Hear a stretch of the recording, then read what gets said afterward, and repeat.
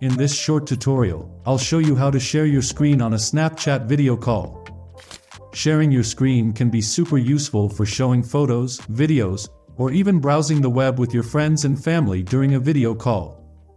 To get started, open up the Snapchat app and then go over to the chat section. After that, tap and select the person with whom you want to share your screen. Then tap on the video call button at the top right corner of the screen to start a video call with them. Then tap on the screen share button at the bottom right. Tap Start Broadcast.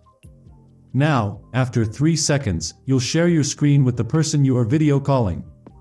Now you can easily navigate through your device while on the video call, and the other person will be able to see everything you are doing in real time.